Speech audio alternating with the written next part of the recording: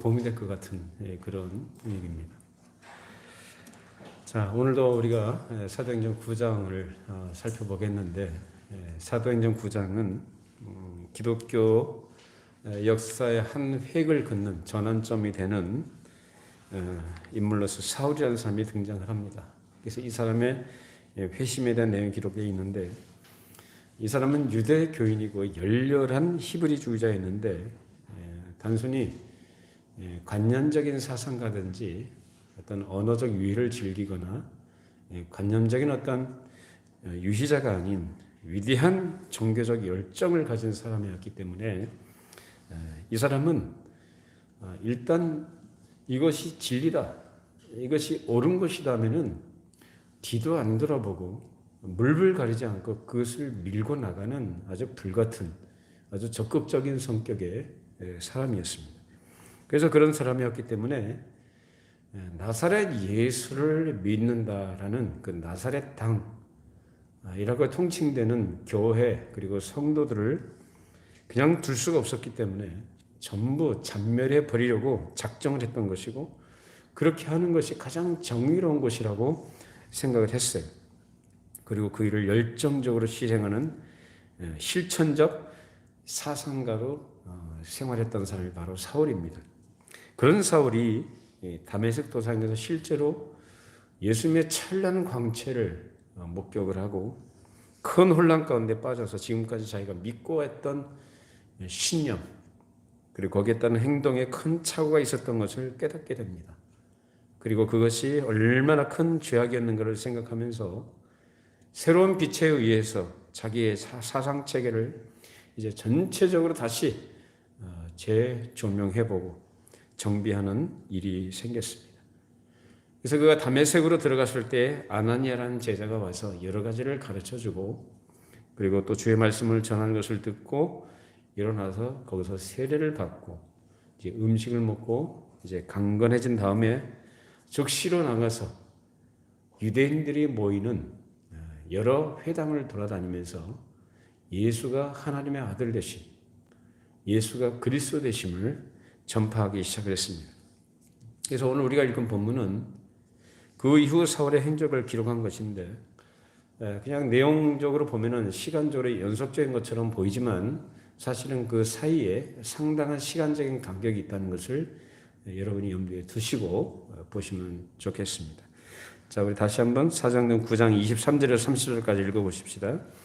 여러 날이 지나매 유대인들이 사울 죽이기를 공모하더니 그 계교가 사울에게 알려지니라. 그들이 그를 죽이려고 밤낮으로 성문까지 지키거늘 그의 제자들이 밤에 사울을 광주리에 담아 성벽에서 달아내리니라.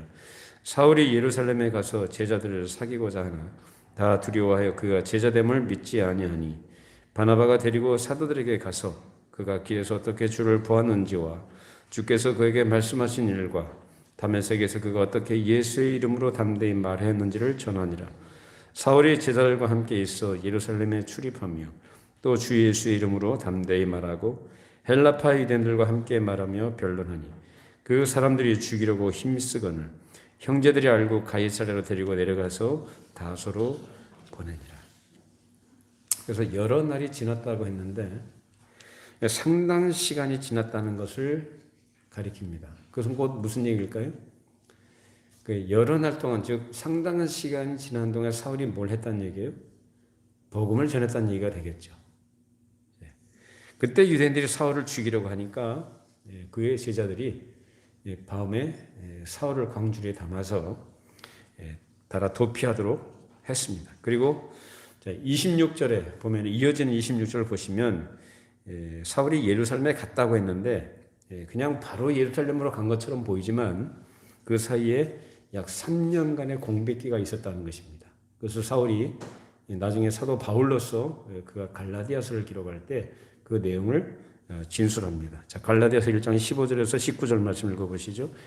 그러나 내 어머니의 태로부터 나를 택정하시고 그의 어느 나를 부르신 이가 그의 아들을 이방에 전하기 위하여 그를 내 속에 나타내시기를 기뻐하셨을 때에 내가 곧 혈육과 의논하지 아니하고 또 나보다 먼저 사도된 자들을 만나려고 예루살렘으로 가지 아니하고 아라비아로 갔다가 다시 다메섹으로 돌아갔노라.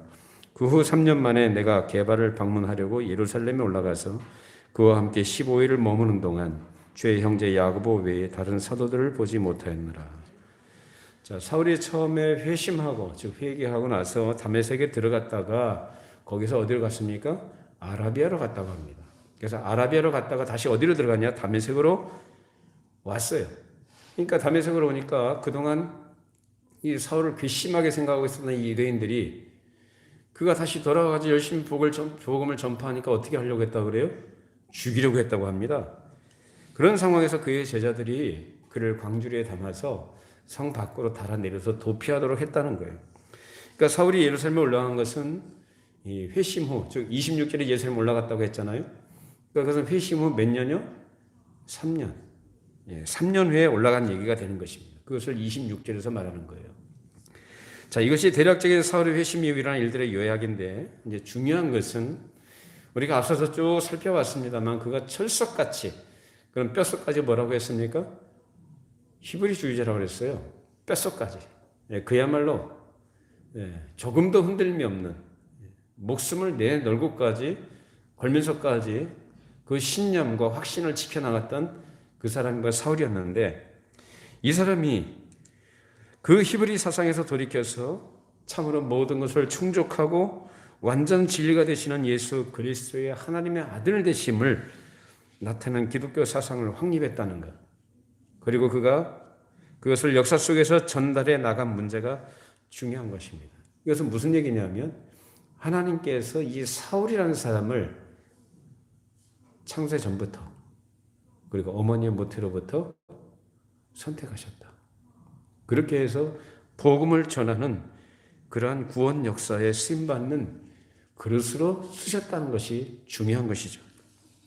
이런 일꾼은 그 당대에도 없었고 그 이후에도, 물론 우리가 종교개혁 당시에 전 칼빈을 우리가 얘기합니다만은 몇 사람이 있습니다만은 사실은 사울과는 견줄 수 없는, 아주 그래서 그만큼 사울은, 사도 바울이라는 인물은 우리 기독교 역사에 가장 중요한 획을 긋는 그런 역할을 했던 사람이었다는 것입니다. 굳이 이 사울하고 우리가 비교하자면, 그래서 성경에서 구약과 신약을 대표적으로 얘기할 때 구약에서는 모세를 얘기할 수가 있는 것이고 신약에서는 사울을 얘기할 수 있습니다. 그만큼 구약과 신약의 대표적인 인물 이 두 사람을 들 수 있는데, 이 사울은 기독교 역사에서 대단하게 비중이 있는 인물로, 그래서 성경에 대한 상당히 풍부한 이해와 지식이 기초가 돼서 아라비아에서 3년 동안 지낸 동안에 더 깊이가 있고 장성한 기독교 사상이 형성되었던 것입니다. 그래서 그만큼 아라비아에서 3년이라는 기간 동안은 이 사울에게서는 굉장히 중요한 의미, 그리고 중요한 시간이었던 것이죠. 그 이후에 예루살렘에 올라간 사실이 이제 교회 역사에서 또 중요한 상징의 의미를 가지게 되는데, 거기서 또 사울을 죽이려고 했고 그 위협을 피해서 길리기아 타소로 내려가게 됩니다. 그리고 거기서 약 10년간 머물던 사울이 다시 예루살렘에 올라가게 되는데, 이 예루살렘에 올라간 이것은 두 번째예요. 그 회심한 이후에 따지고 보면은 14년 만에 두 번째로 예루살렘으로 올라가게 되는 것입니다. 그렇게 예루살렘에 올라가기 이전에 이제 한 해 동안에 안디옥에서 교사 노릇을 하게 되죠. 그래서 바나바가 그 다소에서 10년간 머물고 있었던 이 사울을 데리고 어디로 데려가요? 안디옥으로 데려가요. 거기서 성도들을 가르치는 교사 역할을 하게 됩니다. 그래서 그는 이 아라바에도 있었고 다소에도 있었던 것이죠. 그래서 그 사이에 예루살렘에 며칠간요, 잠깐 15일간 머물게 된 것입니다. 자, 이런 내용들을 앞으로는 우리가 또 하나씩 살펴보면서 다시 우리가 살펴보게 될 내용들인데, 자, 정리해 보자면 그가 회개하고 나서 안디옥에서 교사로서 가르치기 전에 약 14년간 준비를 했다는 것이 중요합니다. 그로부터 전도 여행을 하면서 여러 곳에 교회를 세우게 됐는데, 그런 모든 활동들의 준비 과정이 그에게 있었던 것이죠. 그래서 다메섹 도상에서부터 시작된 그의 복음의 생애가 계시를 더 깊이 깨닫고 터득해 가면서 생활하고 또 하나님 나라가 이루어져가는 일에 헌신하면서 그런 계시를 더 명확하게 터득해 나가게 된 것입니다. 그래서 3차 전도 여행을 한 뒤에 나중에는 로마까지 가게 된 것이고, 그 중간에 여러 편지들을 쓰게 되는데 그것을 우리는 바울 서신이라 그렇게 통칭을 합니다. 그래서 신약 성경 대부분은 바울 서신하기도 무방합니다. 그래서 그 바울 서신들은 곧 우리 기독교 사상 체계를 형성하는데 아주 핵심적이고 중요한 틀을 제공하는 그러한 역할을 하게 됩니다. 그래서 그 역할을 하게 된 사람이 누구냐? 바로 이 사도 바울이라는 사람. 따라서 이러한 사도 바울의 위대성은 그가 거룩한 계시의 그릇으로 존재했다는 것입니다. 물론 사울 이전에도 계시의 그릇들이 존재했죠. 예를 들면 사도금서의 저자들을 보면 누구입니까? 마태, 마가, 누가, 요한과 같은 경우. 근데 이 사람들은 어떤 의미에서 계시의 그릇인가요? 그들은 직접 보고 들은 것을, 그래서 역사의 시간 속에서 보고 들은 것을 직접 전달하는 그런 차원에서 계시의 그릇 노릇을 했던 사람들이에요. 자, 그렇다고 한다면 그들과 달리 어떤 차이냐? 사울은, 이 사람은 굉장히 논리적이고 깊이 있는 사색을 하는 사람입니다.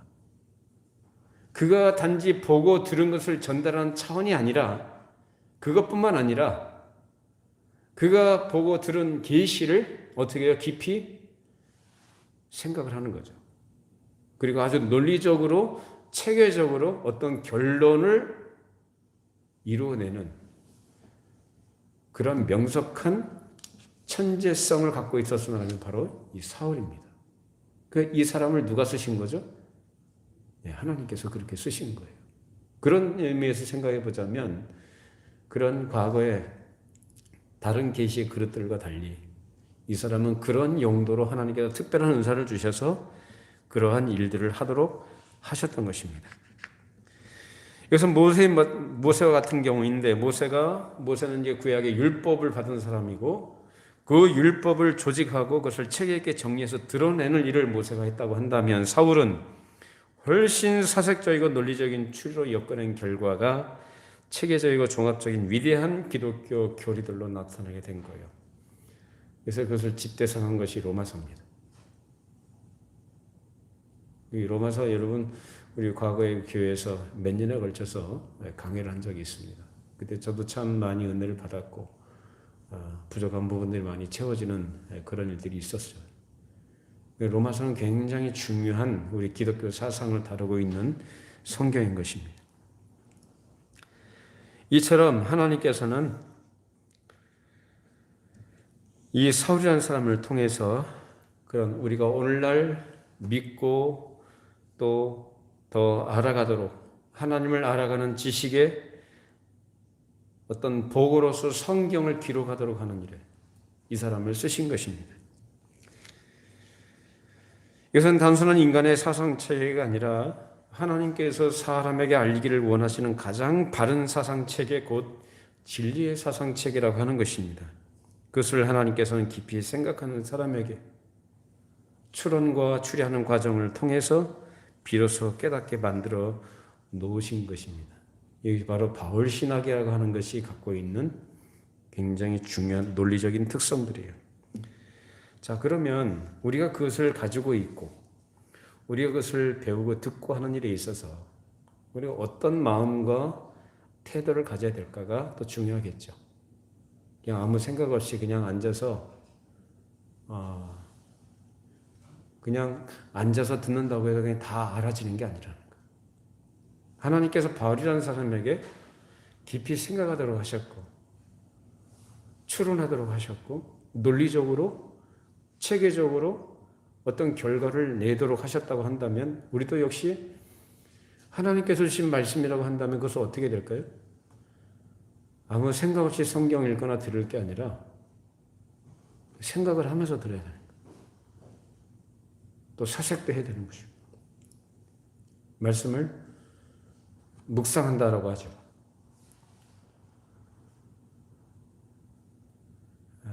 우리가 하나님을 존중히 여긴다, 또 우리 하나님을 잘 대접해 드린다라고 할 때에는 다른 거 아니고 그 말씀을 우리가 가까이 해야 되고 우리에게 주신 목적을 따라서 말씀을 잘 배워가야 됩니다. 여러분, 사람을 사귈 때 그 사람의 전 인격을 표현하는 것이 뭘까요? 우리가 스킨십이라는 것도 있고, 인격적 존재로서 어떤 느낌이라는 것도 있겠지만은, 어떤 사람을 사귄다고 할 때 그 사람의 인격을 전체적으로 종합적으로 표현하는 것이 뭘까요? 말이죠. 말입니다. 이런 말도 있잖아요. 그 말의 중요성은 동서고금을 막론하고 얘기를 많이 해요. 우리나라 말에도 이런 말 있잖아요. 말 한마디로 천냥빚을 갚는다. 그만큼 말은 그 사람의 전 인격을 나타내는 표현 방식입니다. 그렇다면 하나님께서 하나님의 말씀을 사람이 알아들을 수 있는 인간의 언어로 말씀하신 것이 뭐예요? 성경이에요. 우리가 얘기합니다. 영원하신 하나님, 살아계신 하나님, 전능하신 하나님. 우리가 하나님에 대한 여러 가지 속성들을 그 수식으로 붙여가면서 하나님을 얘기합니다. 근데 그 하나님께서 당신께서 만드신 피조물들에게, 즉 당신의 형상을 따라 지으신 사람에게 당신 자신을 나타내시는, 다시 말하면 계시하시는 가장 중요한 방식이 뭘까? 언어입니다. 언어. 어떤 언어요? 사람의 언어요. 그러니까 하나님이 전능하신 신이신 그분이 피조물인 사람의 언어로 당신 자신을 나타내신다고요. 그렇다고 한다면 그 나타내시는 방식이 사울이라는 사람을 통해서 하나님께서 우리에게 가르쳐 주시는 그 체계적이고 논리적인 이런 방식으로 생각하게 하시고 어떤 결론에 이르도록 하시는 이 내용들, 이것을 우리가 대할 때 어떤 자세를 가지고 대해야 되느냐. 그건 어려우니까 안 들어도 되고 그냥 쉬운 것만 내가 들어서 알면 되겠지. 그냥 몰라도 되고 그냥 내가 원하는 것만 내가 들으면 되겠지. 이런 식의 태도를 가지는 것은 누구를 모독하는 거냐? 사실상 하나님을 모독하는 겁니다. 하나님은 당신 자신을, 당신의 인격을, 자신의 존재를, 당신 자신의 어떠함을 인간의 언어로서 우리가 알아들을 수 있도록 말씀으로써 인간의 언어로 표현된 것으로 우리에게 보여주셨거든요. 생각하게 하시는 거고 추론하게 하시는 거고 논리적으로 어떤 결론에 이르도록 하시는 거거든요. 그래서 사람이 그 사람에게 어떤 인격적인 어떤 대접을 받는다. 그것은 그 말을 듣는 거예요. 그리고 그 말을 이해하고 공감하고 그 사람이 어떠한 사람이라는 걸 알아가는 것은 말입니다. 하나님은 우리에게 그렇게 말씀하신다고요. 그런데 그런 건 전혀 관심이 없고, 그래서 우리가 하나님을 가장 잘 대접해 드리는 건 어떻게 대접해? 말씀을 귀하게 여기고 우리에게 계시해 주신 목적을 따라서 그 말씀을 잘 배우도록, 그리고 잘 이해하고 생각하고 터득해 나가는 가운데서 하나님께 대한 신앙과 우리의 믿음이 자라가야 하는 것이죠. 하나님을 가장 소홀하게 대접하는 건 뭐냐? 그냥 아무 생각 없이 말씀에 대해서 관심도 없고 그냥 자기가 원하는 것만, 그 종교적 마음을 가지고 그냥 내가 위로받고 내가 복받는 쪽에만 관심을 가지고 이런 환난을 면하게 해주신 쪽으로만 관심을 가지고 그런 것들만 그냥 단순하게 그런 것만 내 마음에 받고 스스로 만족하게 하는 이런 것들은 정말 하나님 앞에 큰 죄가 되는 거예요.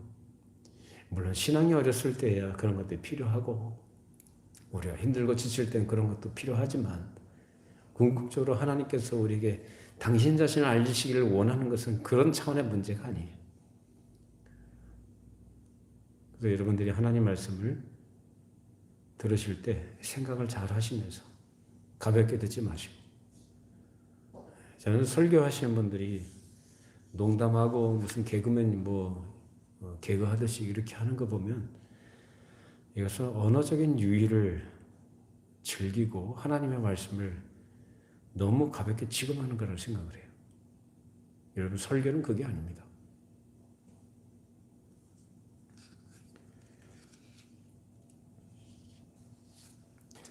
하나님께서 사도 바울을 통해서 말씀을 구체적으로 전하도록 하신 것은 교회가 말씀을 듣고 깊이 생각하고 터득해 가도록 하시는데 그 뜻이 있는 것이죠. 그래서 하나님이 우리가 어떻게 하기를 요구하시는가 생각을 하고 깨닫도록 하시는 것입니다.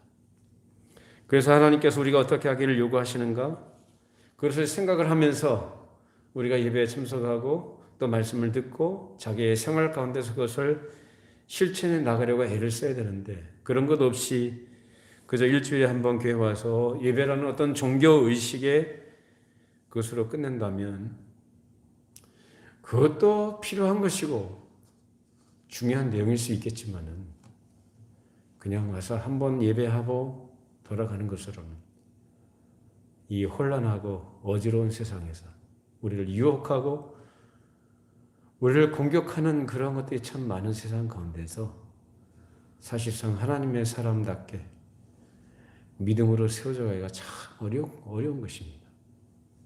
여러분 돌아가셔서라도 항상 말씀을 다시 한번 들으시거나 늘 가까이 하도록 애를 쓰시기를 바랍니다.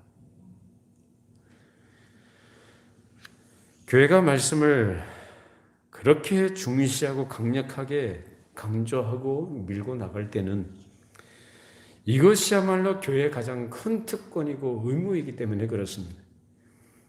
교회에서 하지 않으면 이런 것은 다른 데서도 할 수도 없는 것이고 하나님께서 그것들을 승인하지 않습니다.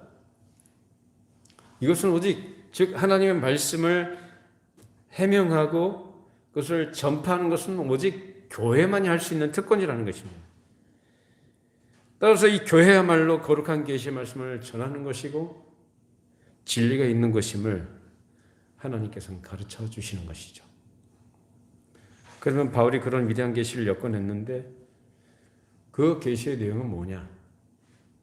예수 그리스도가 누구시냐 하는 문제, 그리고 그 그리스도의 실존적인 문제예요. 무슨 얘기냐면 그 그리스도가 그리스도의 실제라는 것이 나와 어떤 관계가 있느냐라는 문제입니다.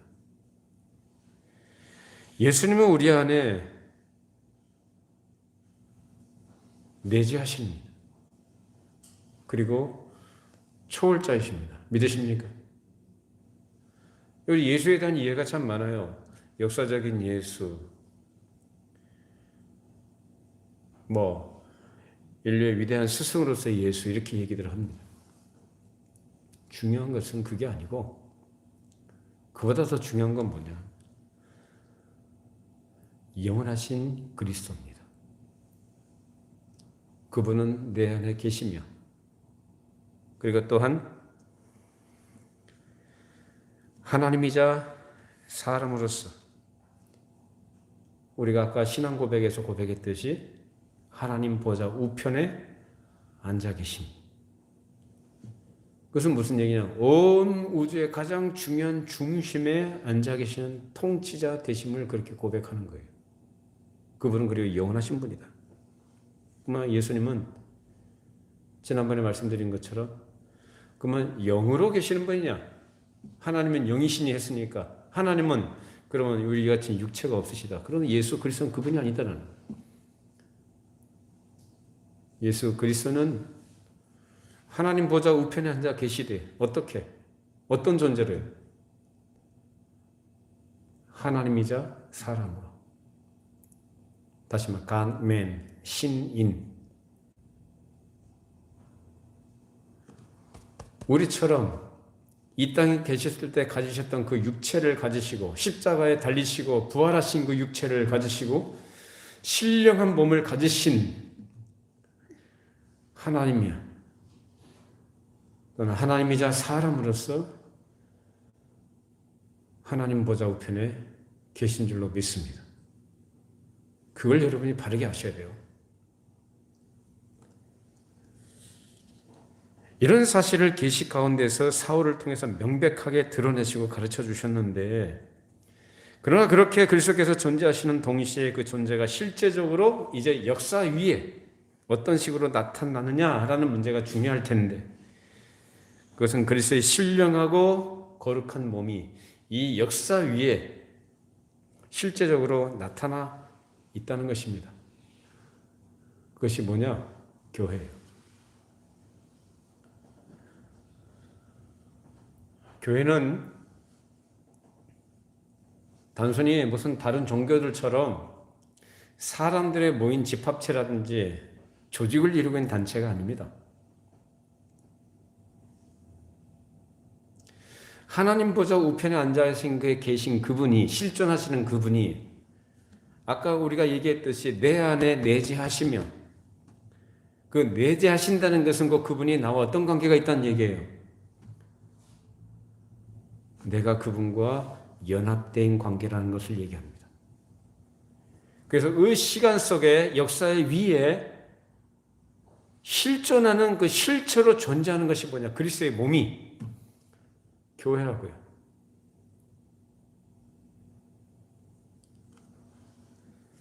그래서 그 교회라는 말에는 나중에 다른 사람들이, 나와 관계없는 다른 사람들이 모인 게 아니라 거기에 나를 포함하고 있다는 말입니다. 그 속에 나를 편입시키셨다. 거기에서 비로소 나라는 것을 해석하는 것이지, 나를 먼저 해석해 놓고 나중에 나를 거기에 붙여놓는 게 아닙니다. 여러분들 이걸 잘 아셔야 되는 거예요. 그래서 단순하게 이런 얘기를 제가 몇 년 전에 한번 질문을 던졌었어요. 교회가 중요하냐, 가정이 중요하냐.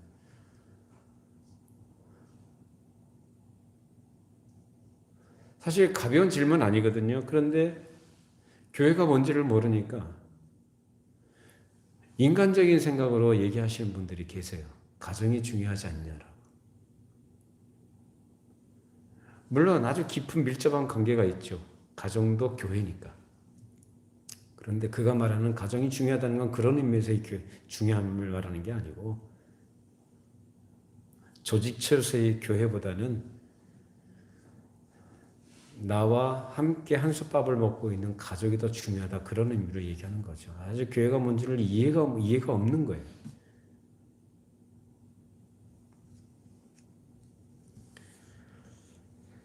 그리스도의 거룩한 몸이 이 땅 위의 역사 위에 명확한 실체로 존재하면서 역사적인 작용을 하는 것은, 그것이 결국 그리스도의 몸이 포함하고 있는 여러 인격체와 인간의 영혼들이 활동함으로써 되는 겁니다.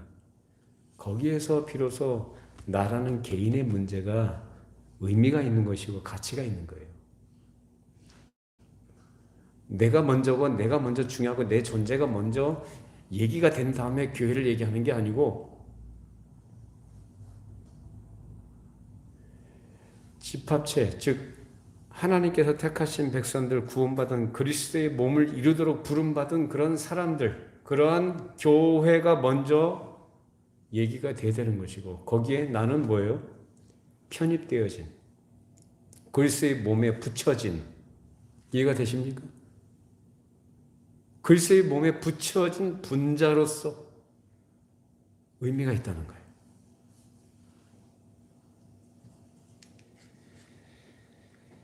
그것은 그리스도와 내가 연결해서만 비로소 내가 새로운 생명을 가진 것이지, 그것을 떠나서 별도로 다른 생명을 가진 생명체가 아니기 때문에 그렇습니다.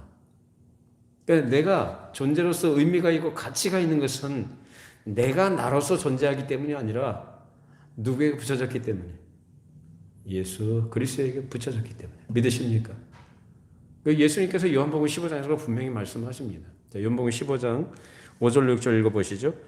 나는 포도나무요 너희는 가지라. 그가 내 안에 내가 그 안에 거하면 사람이 열매를 많이 맺나니 나를 떠나선 너희가 아무것도 할 수 없음이라. 사람이 내 안에 거하지 아니하면 가지처럼 밖에 버려져 마르나니 사람들이 이것을 모아다가 불에 던져 사르느니라. 우리가 잘 알고 있는 포도나무와 가지의 비유예요. 가지가 나무에 붙어 있어야만 그것이 의미가 있겠죠. 붙어 있지 않으면 그건 뭐죠? 죽은 거예요. 아무리 파랗게 보이고 아무리 싹이 난 것처럼 보이고 그래도 그건 죽은 거예요. 그러니까 사람들과 그리스도의 관계가 그러하다라는 것입니다. 우리의 생명이 되시는, 우리의 모든 것의 근원이 되시는 그 예수 그리스도에 붙어 있어야 살아있는 생명체가 되는 것이지, 그것과 분리되고 떨어져 있으면 그건 뭐예요? 죽은 것밖에 안 되는 거예요.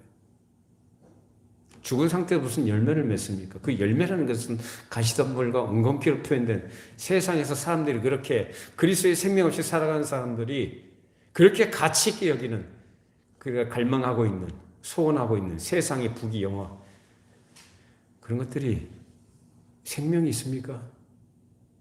없어요.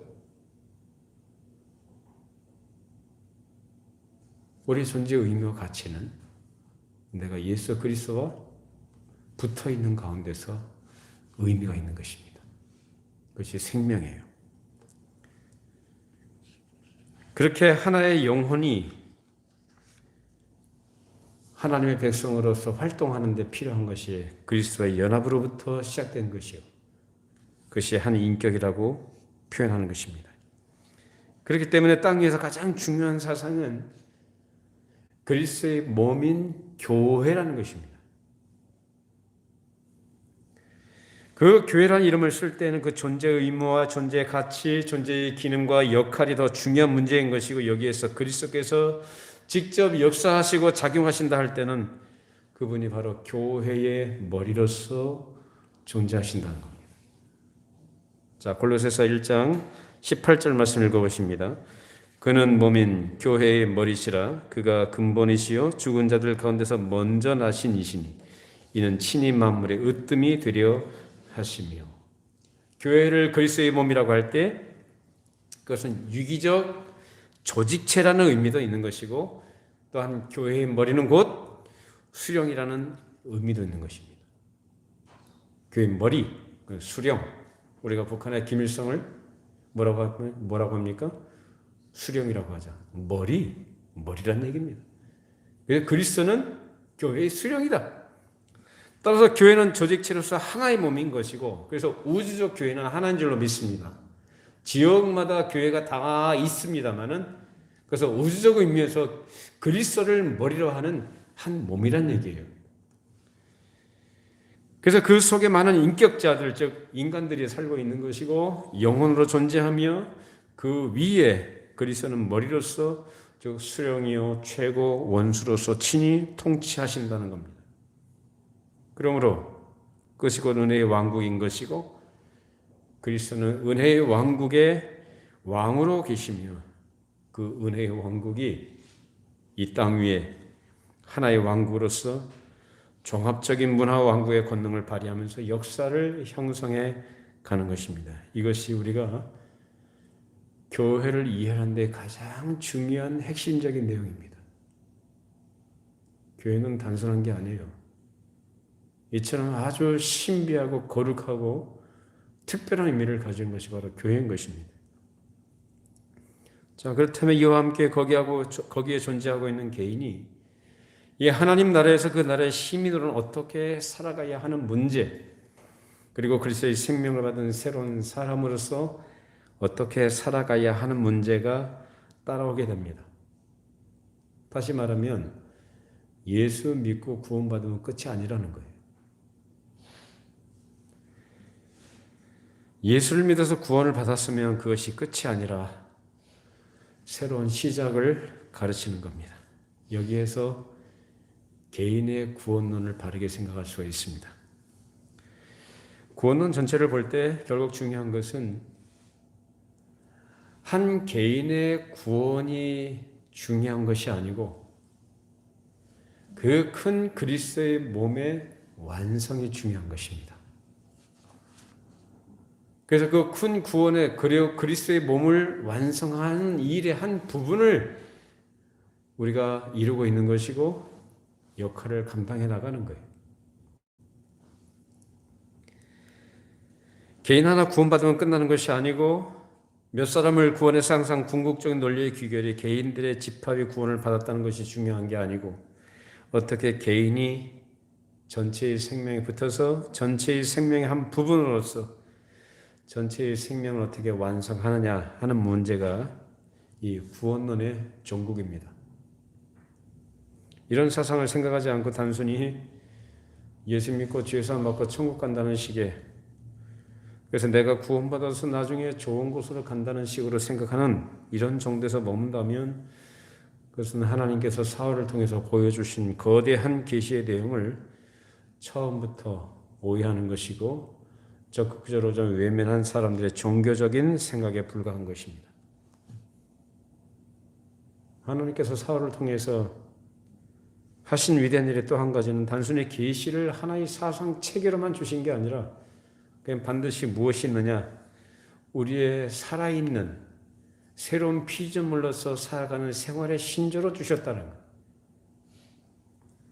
그렇기 때문에 거긴 반드시 생활이 있어야 되는 것이고 그 생활은 개인의 생활이 아니라 그리스도의 생명체가 역사 위에서 호흡하는 작용으로서의 생활입니다. 그것을 교회라고 하는 것이고 이렇게 해서 신약 교회가 시작된 것입니다. 과거 구약에서는 어떤 메시아요? 오실 메시아. 구약은 오실 메시아를 멀리서 희미하게 바라보듯이 그렇게 바라보고 나왔지만은 이제는 그 오신 메시아가 이미 충만히 나타내서 완성하신 계시의 핵심으로서 그 계시 자체이신 예수 그리스도를 이미 가지고 그가 역사에서 이루실 사실을 신약 교회는 이미 명백히 알고 그것을 소유하고 그것을 누리고 있다는 사실 믿으십니까? 그렇게 알고 누리되 교회는 우리가 이 세상을 살아가면서 그리스도의 몸을 이루고 있는 분자로서 우리의 머리가 되시는 예수 그리스도를 온전히 의지하고 말씀의 약속을 확신하는 가운데 우리가 생활해 나간다는 것은 곧 교회로서 이 땅에 존재하며 주어진 사명을 감당해 나가는 것이 중요하다는 겁니다. 사명을 얘기하면 어떤 특정한 어떤 직분을 갖고 있는 분들이 거기에 전념하는 것으로만 생각하시지만 왜 그렇게 하겠어요? 그를 통하여 하나님께서 택하신 백성들에게 복음을 전하게 하시고 말씀을 가르치게 하시고 그들이 자라가도록 그 역할을 하는데 그 일에 헌신하는 겁니다. 그렇다면 그에 참여하고 있는 분들은 누구냐? 바로 성도들입니다. 교회로 존재하도록 부름받은 성도들. 그런 의미에서 같은 사명을 갖고 있다는 거예요. 그 사명이 뭐냐? 그 사명을 또 어떻게 감당해야 되느냐? 그래서 사도 바울이 그 아들 디모데에게 한 말이 있어요. 자, 디모데후서 1장 8절로 12절 말씀 읽어보시죠. 그러므로 너는 내가 우리 주를 증언함과 또는 주를 위하여 갇힌 자 된 나를 부끄러워하지 말고 오직 하나님의 능력을 따라 복음과 함께 고난을 받으라. 하나님이 우리를 구원하사 걸어가신 소명으로 부르심은 우리의 행위대로 하심이 아니요 오직 자기의 뜻과 영은 전부터 그리스도 예수 안에서 우리에게 주신 은혜대로 하심이라. 이제는 우리 구주 그리스도 예수의 나타나심으로 말미암아 나타났으니 그는 사망을 패하시고 복음으로서 생명과 썩지 아니할 것을 드러내신지라. 내가 이 복음을 위하여 선포자와 사도와 교사로 세우심을 입었노라. 이로 말미암아 내가 또 이 고난을 받되 부끄러워하지 아니하면 내가 믿는 자를 내가 알고 또한 내가 의탁한 것을 그날까지 그가 능히 지키실 줄을 확신합니다. 해도 그만이고 안 내도 그만이고 가다가 죽으면 끝나지 그게 아니고요. 그러니까 사도 바울이 지금 살아가는 그의 복음을 위해 교회로서 사명을 감당하라는 생애의 특징이 뭐라고 나와 있어요? 고난을 받는 걸로 나와 있어요. 시중에서 말하는 것처럼 행복이니 무슨 성공이니 그런 거 말하지 않아요. 고난을 말합니다. 예수께서 고난을 당하신 것처럼 고난 이후에 영광을 얻으신 것처럼 그 뒤를 따라가는 또 그의 몸을 이루고 있는 교회로서 이 땅에 존재할 때 교회가 고난을 당하게 돼 있다. 예수를 믿는 신자들, 그 몸을 이루고 있는 신자들이 하나님의 백성들이 복음 때문에 고난을 당하게 돼 있다는 것. 자, 그 고난을 받으면서 뭘 하라고 합니까? 계속해서 뭘 하라고 그래요? 복음을 전하는 거예요. 그리고 복음을 위해서 살아가래요. 여러분 직장에서, 여러분 가정에서 하시는 모든 일들 복음을 위해서 하시기를 바랍니다. 그게 뭐냐? 전도가 지상 과제인 것처럼, 그래서 전도라는 어떤 명분과 형태로서 그 일을 하라는 얘기가 아니라 여러분의 존재 자체가 전도자로서 생활하시라 그 말입니다. 여러분 만난 이들에게, 관계를 갖고 있는 분들에게 내가 그리스도인 몸을 이루고 있는 교회됨을 여러분의 말과 여러분의 생활로서, 여러분이 추구하는 가치관을 보여줌으로써 나타낼 수 있기를 바랍니다. 거기에서 세상에서 칭찬할까요? 아니요. 많은 공격과 시험들이 있을 것이고 어떤 고난의 과정들이 있겠죠. 그런 가운데서 어떻게 하라고 합니까? 미지의 세계로 나아가는, 내일을 알지 못하는 그런 사람은 불안과 염려에, 걱정에 휩싸여서 떨며 살아가는 것이 아니라 누가 지켜주신다는 걸 믿는 겁니까? 하나님께서 지켜주신다. 사울은 나중에 사도로서 바울로서의 역할을 감당해 나갈 때 그 말을 합니다. 달려갈 길을 마치기까지 누가 지켜주실 것을 내가 능히 믿는다? 주께서. 여러분 믿으시기 바랍니다. 그 말을 지금 한 거예요. 뭐라고 합니까? 다시 한번 보십시다. 12절 말씀. 이로 말미암아 내가 또 이 고난을 받되 부끄러워하지 아니함은 내가 믿는 자를 내가 알고 또한 내가 의탁한 것을 그날까지 그가 능히 지키실 줄을 확신한다. 그가 능히 지키실 것을 확신한다. 여러분 여기에 우리가 하나님 앞에 부름받은 건 소명, 또 우리에게 주어진 사명, 또 그 사명을 감당하는 태도가 어떠해야 됨을 보여줍니다. 세상 끝날까지 주께서 우리에게 맡겨주신 일을 마칠 때까지 우리 모든 환난과 고난과 역경 속에서 능히 지키실 줄로 믿으시기를 바랍니다. 믿고 우리 할 일을 하십시다. 그것이 오늘 말씀을 통해서 우리에게 가르쳐 주시는 교회의 존재 가치, 그리고 사명을 감당하는 충성된 자세가 되는 것입니다. 이 말씀으로 힘을 얻으시고 우리에게 주어진 시간들을 주 앞에 충성되이 신실하게 감당하는 저와 여러분이 되시기를 바랍니다. 기도하시겠습니다. 하나님 아버지, 사울이라는 사람을 모태에서부터 창세 전부터 택정하시고 때가 되어 어둠에 있던 그를 불러내셔서 하나님께서 당신 자신을 나타내 보여주시고 그로 하여금 하나님을 바르게 알게 하시고 그의 말씀을 더 깊이 생각하고 체계로 정리할 수 있는 지혜를 주셔서 오늘날 우리가 믿고 고백하는 신앙의 고백에 틀을 만들어 놓을 수 있도록 쓰신, 그렇게 쓰임받는 그릇 되었음을 생각해 보았습니다. 하나님, 그 계시의 말씀이 오늘 우리에게 동일한 진리의 말씀으로 우리에게 선물로 주어졌기에 오늘도 우리가 그것을 함께 나누면서 그 선물을 대하는 우리의 자세가 어떠해야 됨을 생각해 보고 또 교회로 부르신 우리가 그리스도의 몸을 이루고 있는, 그래서 머리이신 예수 그리스도의 다스리심 속에 있다는 것을 생각하면서 이 땅에 있는 동안에 거룩하고 신비로운 하나님 나라와 이 땅에 이루시고자 하시는 궁극적인 구원의 완성, 하나님의 거룩하신 영광을 나타내는 일에 부름받은 지체들로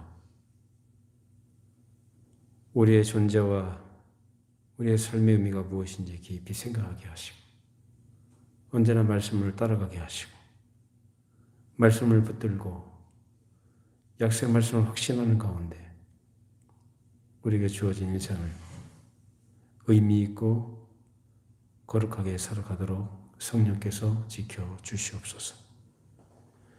우리의 머리가 되시고 우리의 왕이 되시는 그리스도의 다스리심과 통치하심에 언제나 겸손히 순종하게 하시고 환난과 역경 속에서 우리를 지키시고 우리를 보호하시고 인도해 가실 우리 주님의 신실하심과 그 능력을 언제나 의지하며 믿음으로 넉넉하게 감당해 나가고 승리하는 교회가 되도록 축복하여 주시옵소서.